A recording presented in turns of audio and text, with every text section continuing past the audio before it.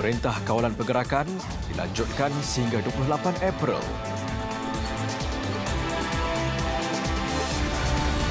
Sesi persekolahan ditangguh sehingga negara pulih daripada COVID-19.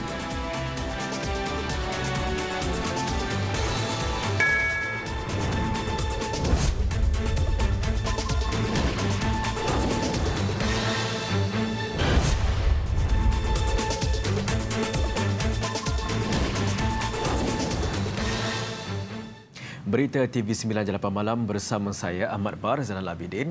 Assalamualaikum dan salam sejahtera. Kita terus saja ke laporan malam ini. Perintah Kawalan Pergerakan PKP di seluruh negara akan dilanjutkan sehingga 28 April depan. Perdana Menteri Tan Sri Muhyiddin Yassin berkata, lanjutan selama 2 minggu itu dibuat bagi memberi ruang kepada petugas-petugas kesihatan memerangi penularan COVID-19 selain mengelakkan penularan semula wabak itu dalam masyarakat. Bismillahirrahmanirrahim. Beliau berkata meskipun unjuran Kementerian Kesihatan KKM menunjukkan pelaksanaan PKP yang sedang dilaksanakan ketika ini menunjukkan hasil positif, lanjutan yang akan bermula Rabu depan itu dilihat masih perlu dikuatkuasakan. Dan tindakan ini adalah selaras dengan pandangan WHO yang menyarankan negara-negara supaya tidak menamatkan Perintah Kawalan Pergerakan terlalu awal. Dan seperti mana yang berlaku di beberapa buah negara, penularan wabak ini meningkat semula apabila Perintah Kawalan Pergerakan ditamatkan. Berucap dalam perutusan khas petang tadi, Perdana Menteri berkata keputusan kerajaan itu juga adalah berdasarkan nasihat daripada KKM dan pakar-pakar perubatan. Beliau turut menasihatkan agar semua pihak tidak mengambil mudah situasi yang sedang berlaku meskipun wujud tren penurunan berterusan sejak beberapa hari lalu. Sementara itu, Tan Sri Muhyiddin berkata rakyat Malaysia turut perlu bersedia untuk menghadapi situasi sukar ini untuk tempoh yang lebih lama demi kebaikan bersama. Jelasnya, negara perlu bersedia berhadapan dengan situasi ini untuk tempoh lama sebelum benar-benar dapat diatasi. Pendek kata, kita ibarat sebuah keluarga yang besar.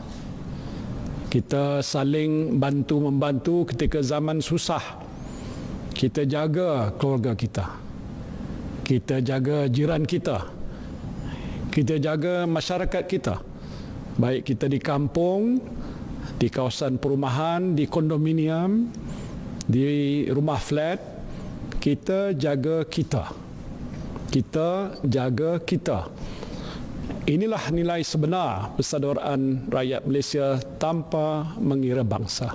Penularan wabak itu, kata beliau, masih di peringkat pertengahan selain memerlukan tindakan pencegahan serta kawalan yang berterusan.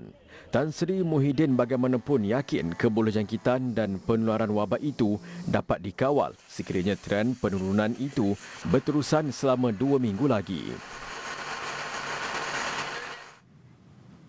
Perdana Menteri turut memaklumkan bahawa sesi persekolahan di seluruh negara akan ditangguhkan sehingga situasi yang melanda negara kini kembali pulih. Ia setelah mengambil kira perkembangan semasa serta kebimbangan ibu bapa akan keselamatan anak mereka.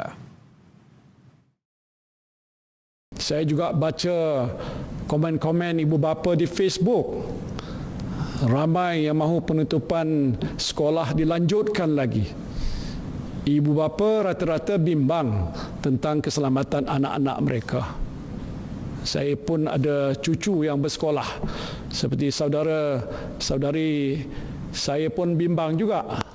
Semua orang sayangkan anak. Cucu lagilah lebih sayangnya. Jadi sekolah mungkin tidak akan dibuka lebih awal. Kita mungkin akan tangguhkan dahulu sesi persekolahan sehingga kita benar-benar yakin bahawa keadaan telah pun kembali pulih.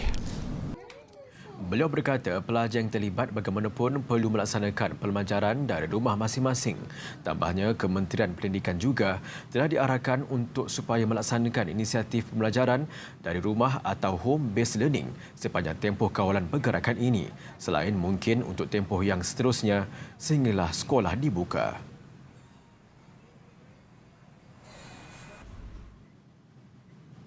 Kerajaan bersetuju membenarkan beberapa sektor ekonomi terpilih dibuka semula secara berperingkat semasa Perintah Kawalan Pergerakan PKP. Syarikat yang dibenarkan beroperasi semula perlu mematuhi garis panduan penjagaan kesihatan dan kawalan pergerakan yang ketat. Saya ingin tegaskan bahawa pembukaan beberapa sektor yang terhad ini bukan bermaksud kita melonggarkan Perintah Kawalan Pergerakan. Perintah ini masih berkuat kuasa dan semua arahan yang dikeluarkan oleh pihak berkuasa mestilah dipatuhi. Jika terdapat pengusaha, kilang ataupun syarikat yang melanggar peraturan, kerajaan akan menarik balik kebenaran yang diberikan. Satu jawatankuasa khas Kabinet yang dipengerusikan bersama Menteri Kanan Perdagangan Antarabangsa dan Industri dan Menteri Kanan Pertahanan akan meneliti sedara sektor ekonomi terpilih. Sedara sektor terpilih itu akan diumumkan dalam masa terdekat. 222 kes pulih daripada COVID-19 yang dicatatkan hari ini melebihi kes baru dilaporkan sebanyak 118 kes. Trend kes pulih melebihi kes baru itu dicatatkan 3 hari berturut-turut. Malah keputusan kerajaan melanjutkan PKP disambut baik Kementerian Kesihatan. Jadi Kementerian Kesihatan Malaysia menyambut baik pelanjutan 2 minggu Perintah Kawalan Pergerakan seperti yang diumumkan oleh Yang Amat Berhormat Perdana Menteri sebentar tadi. Ini akan memberi peluang dan ruang kepada kerajaan untuk memerangi penularan COVID-19 sebelum kita dapat menilai semula tahap keberkesanan serta keadaan semasa jangkitan COVID-19. Setakat ini, 1,830 kes sudah pulih sepenuhnya daripada sejumlah 4,346 kes COVID-19 dilaporkan di negara ini. Dalam pada itu, 3 lagi kematian direkodkan hari ini menjadikan kepada 70 kes atau 1.61% dari jumlah keseluruhan. Menurut Datuk Dr. Nur Hisham, bedah siasat yang dijalankan Institut Penyelidikan Perubatan IMR pada satu mayat pesakit COVID-19 mendapati virus masih hidup pada mayat. Penemuan bedah siasat mendapati terdapat virus COVID-19 dikesan pada permukaan badan mayat melalui analisa real-time polymerase chain reaction yang dijalankan oleh Institut Penyelidikan Perubatan. Virus juga dikesan dalam organ dalaman, air kencing dan juga cecair badan. Sehubungan itu, katanya pengurusan mayat yang dilakukan KKM selaras dengan persetujuan Mesyuarat Jawatankuasa Muzakarah Khas Majlis Kebangsaan bagi Hal Ehwal Agama Islam Malaysia serta Majlis Perundingan Malaysia untuk agama-agama lain. Tata cara pengurusan jenazah Islam hanya dibenarkan untuk ditayamum di atas permukaan beg jenazah, manakala bagi mayat bukan Islam, upacara keagamaan dan tradisi hanya di permukaan beg mayat. Hulu Selangor menjadi lokasi terbaru dikategorikan zon merah selepas merekodkan 43 positif wabak COVID-19. Menurut Pusat Kesiapsagaan dan Tindak Cepat Krisis Kebangsaan CPRC, Kementerian Kesihatan KKM, ini menjadikan jumlah keseluruhan sebanyak 25 kawasan. Lembah pantai di Ibu Negara kekal menjadi kawasan tertinggi positif COVID-19 iaitu sebanyak 424 kes. Manakala Hulu Langat dan Petaling masing-masing merekodkan 366 dan 314 kes. Selangor masih mencatatkan bilangan kes positif tertinggi iaitu 1,118 kes. Zon merah mewakili jumlah positif COVID-19 melebihi 41 kes. Zon jingga 20 hingga 40 kes. Zon kuning 1 hingga 19 kes dan zon hijau tiada kes.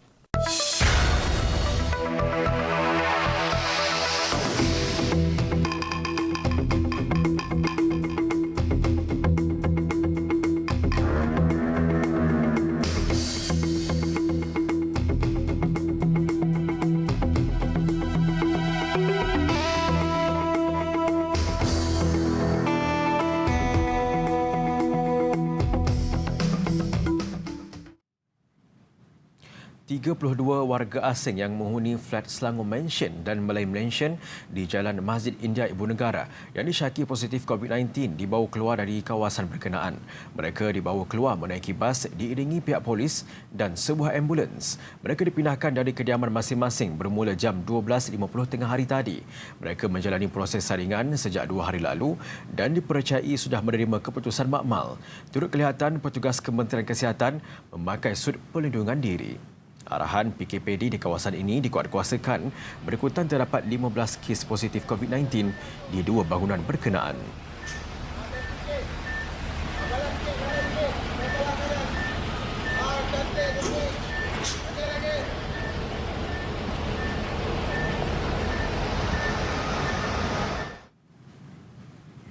Jauh di sudut hati, tugas ayah yang bekerja di lokasi untuk merawat wabak COVID-19 sentiasa mengundang kerisauan anak.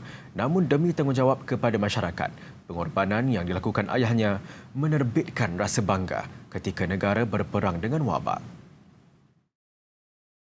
Ayah kepada Muhammad Faris Mahadi merupakan pekerja sektor pembersihan di Hospital Sungai Buloh. Antara wira tak didendang semasa menghadapi wabak COVID-19. Baginya, beliau berbangga apabila ayahnya Mahadi Mamat merupakan petugas barisan hadapan yang komited terhadap tugasnya walaupun mengetahui dengan risiko yang bakal dihadapi. Saya sebagai anak, saya amat risau dengan pekerjaan ayah saya di mana beliau harus berdepan dengan risiko yang amat tinggi iaitu penularan wabak COVID-19. Walau bagaimanapun, beliau harus meneruskan komitmen yang diberikan demi keselamatan semua. Selain itu, katanya, beliau bersama ahli keluarga yang lain sentiasa menitipkan doa demi kesejahteraan bapanya setiap kali keluar bertugas. Sebelum ini, melalui perkongsian di laman Twitter, Muhammad Faris telah berkongsi beberapa gambar menunjukkan ayahnya sedang melakukan kerja pembersihan di hospital dan ambulans yang membawa penghidap COVID-19. Perkongsian tersebut juga telah mendapat lebih 34,000 retweet dan 35,000 tanda suka. Rata-rata netizen juga mendoakan keselamatan dan kesihatan ayah beliau.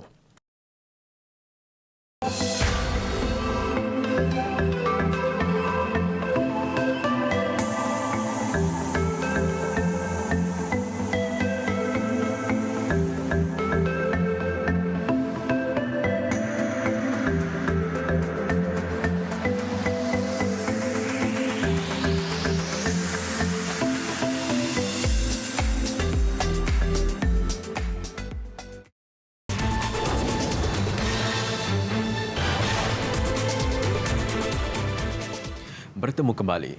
Kerajaan akan mempertimbangkan kenaikan kadar kompaun terhadap mereka yang ingkar arahan Perintah Kawalan Pergerakan PKP. Menteri Kanan Kluster Keselamatan Datuk Seri Ismail Sabri Yaakob berkata, masih ada yang mengingkari arahan kerana merasakan kadar kompaun sebanyak RM1,000 yang dikenakan sekarang adalah rendah. Yang dikeluarkan. Menurut Datuk Seri Ismail, pihaknya akan memohon perbincangan di antara Kementerian Kesihatan Malaysia KKM dan pihak peguam negara untuk mempertimbangkan perkara ini. Jelasnya bukan hanya peningkatan kompaun, malah tempoh tahanan di penjara juga wajar dinaikkan sebagai satu peringatan kepada orang ramai. Di Singapura misalnya, mulai 17 April semalam. Mulai 17 April ini, 17 April, hukuman pesalah pertama adalah 10,000 Singapura dolar. Kesalahan kedua 20,000 Singapura dolar. Di Korea Selatan, kesalahan pertama sekalipun 35,000 ringgit Malaysia.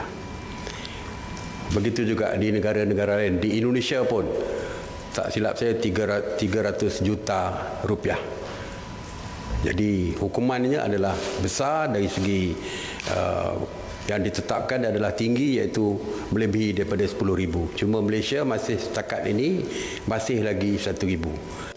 Beliau berkata demikian dalam sidang media harian sempena Perintah Kawalan Pergerakan PKP siang tadi. Sehingga semalam sebanyak 775 sekatan jalan raya diadakan di seluruh negara dengan 38,854 pemeriksaan secara mengejut dibuat. 666 individu ditahan kerana ingkar arahan PKP yang mana mana 392 individu dikenakan kompaun sebanyak RM1,000, manakala 263 lagi individu direman dan 11 individu dijamin polis. Ia menjadikan jumlah tangkapan kumulatif sehingga kini adalah sebanyak 7,473 individu. Tambah Datuk Seri Ismail lagi, sehingga 9 April juga, kadar pematuhan arahan PKP adalah sebanyak 97%. Dalang yang terlibat dengan penularan video di Tambak Johor kononnya berlaku rumpuhan beramai-ramai melibatkan rakyat Malaysia yang ingin pulang ke negara ini sudah dikenal pasti polis. Sehubungan itu, tindakan tegas bakal diambil terhadap si pelaku selain memberi jaminan tiada siapa terkecuali daripada tindakan undang-undang.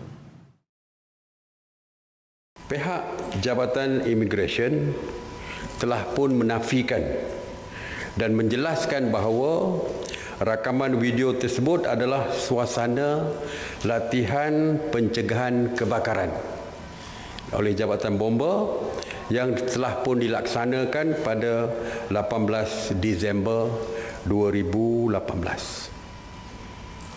Pihak polis, pihak kerajaan, pihak polis, pihak SKMM memandang serius kepada perkara seperti ini.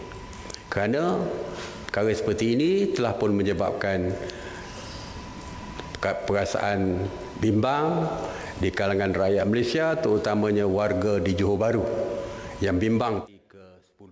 Tegasnya, semua pihak diminta segera menghentikan penyebaran berita palsu kerana keadaan ini tidak membantu rakyat maupun kerajaan. Semalam tular di media sosial video berdurasi 1 minit 4 saat kononnya rakyat Malaysia yang bekerja di Singapura berpusu-pusu masuk ke negara ini. Dalam pada itu, Datuk Seri Ismail juga menegaskan tindakan undang-undang boleh diambil terhadap mana-mana individu yang melarang penjawat awam menjalankan tugas tanpa mengira status dan kedudukan. Kerana COVID-19 tidak kenal dari kayangan ataupun daripada bumi. Ya, mereka tak kenal siapa. Tak ada siapa yang pun dibezakan oleh COVID-19 ini. Ya, walaupun kaya raya pun akan tidak terkecuali daripada dijangkiti oleh COVID-19. Semalam tular di media sosial apabila ada sesetengah kumpulan digelar kluster kayangan oleh netizen yang sedang dikuarantin telah bertindak kasar dan biadab terhadap petugas kesihatan. Polis telah membuka kertas siasatan terhadap seorang ahli parlimen yang memuat naik video palsu kononnya berlaku insiden rumpuhan Kompleks Kastam, Imigresen dan Kuarantin CIQ di bangunan Sultan Ismail BSI malam tadi. Ketua Polis Johor Datuk Ayub Han Maidin PC berkata, siasatan dijalankan oleh unit jenayah terkelas Bukit Aman. Itu yang kita kata, itu seperti yang dia dakwakan. Mungkin fake Facebook sebagainya, kita kena sahkan betul. Kalau betul, saya pasti beliau akan dipanggil untuk diambil statement lah. Dan tindakan susulan akan menyusul. Ini tidak ada kaitan dengan mana-mana individu. Kita tidak ada dua undang-undang yang berbeza. Satu untuk masyarakat awam, satu untuk ahli parlimen. Tak ada. Undang-undang kita di-apply untuk semua orang sekali. Jadi, jadilah rakyat yang bertanggungjawab. Hari ini dah hari ke-24. Tambahnya, Pengarah Jabatan Imigresen Johor Datuk Baharudin Tahir turut membuat laporan polis di Balai Polis Lakin jam 11 pagi tadi. Kes disiasat mengikut Seksyen 505 dalam kurungan B menyebabkan ketakutan atau kegentaran awam. Jika disabitkan kesalahan, boleh dikenakan penjara maksimum 2 tahun atau denda atau kedua-duanya sekali. Dalam pada itu, individu terbabit memohon maaf atas apa yang dilakukan yang dimuat naik melalui Facebooknya 15 jam lalu. Dalam pada itu, Datuk Ayub Han berkata, Polis Johor menahan 20 termasuk 5 wanita warga asing yang sedang leka berjudi dan berhibur di sebuah kondominium di Johor Bahru. Katanya semua yang ditahan membabitkan 13 lelaki tempatan dan selebihnya warga asing dari Singapura, Thailand serta 5 wanita Vietnam berumur 19 hingga 66 tahun. Siasatan mendapati modus operandi sedikit ini adalah dengan menjadikan kondominium yang diubah sesuai sebagai tempat berhibur dan berjudi bagi tujuan untuk mengaburi mata pihak polis terutama dalam tempoh perintah kawalan pergerakan. Datuk Ayub Han menambah, semakan mendapati 7 daripada mereka memiliki rekod lampau berkaitan jenayah, judi dan pelacuran. manakala 12 daripada mereka turut positif dadah. Kes disiasat mengikut Seksyen 6-1 Akta Rumah Judi Terbuka 1953, Peraturan 11 Akta Pencegahan dan Pengawalan Penyakit Berjangkit 2020.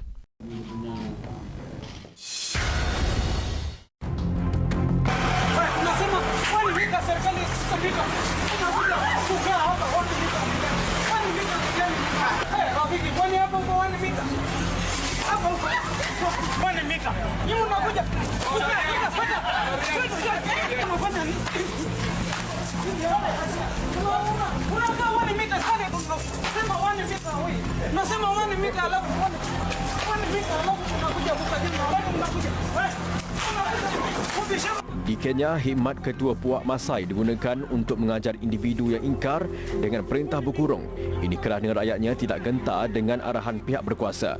Puak Masai adalah antara puak yang digeruni di Kenya.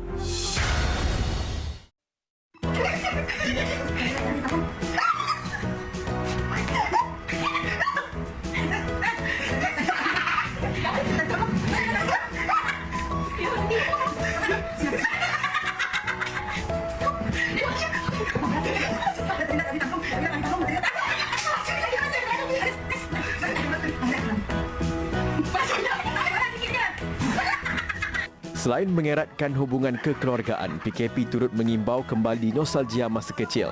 Seperti keluarga ini yang bermain tali tamplum sesama mereka.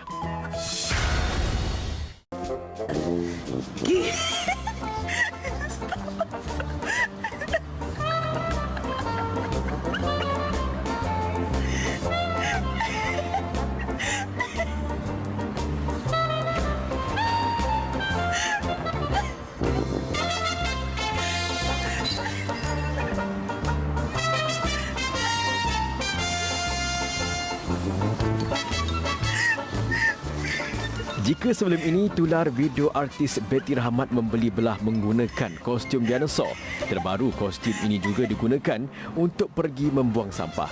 Katanya sebagai langkah keselamatan. Macam-macam.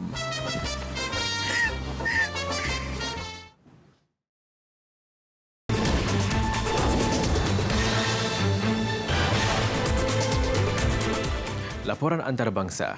Berikutan ancaman COVID-19, cuti umum Aidilfitri di Indonesia ditukar pada Disember. Pindaan cuti berkenaan adalah arahan Presiden Indonesia Joko Widodo dan ia tidak akan ditukar semula pada tarikh asal. Menteri Pembangunan dan Kebudayaan Manusia Indonesia berkata, cuti umum Aidilfitri sebelum ini pada 26 hingga 29 Mei, kini ia dipindah pada 28 hingga 31 Disember. Kerajaan Indonesia menyangkakan kira-kira 20 juta rakyatnya akan pulang ke kampung sempena cuti Aidilfitri. Semalam, Kementerian Kesihatan Indonesia mengesahkan 3,293 kes jangkitan COVID-19 direkodkan di negara ini dengan 280 kematian.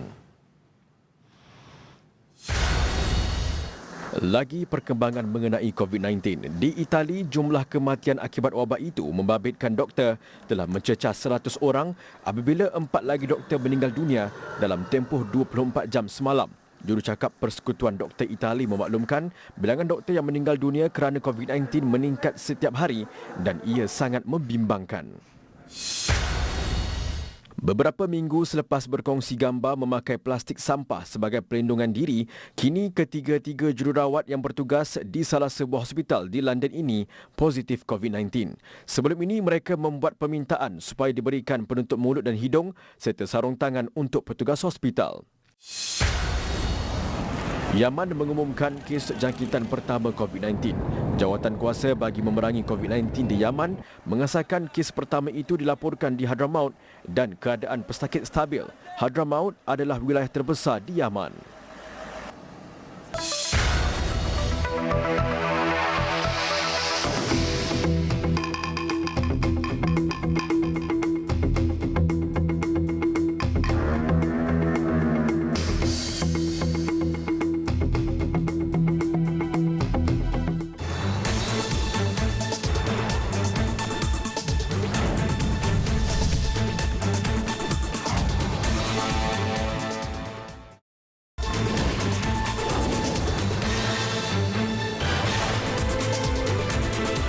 Sukan.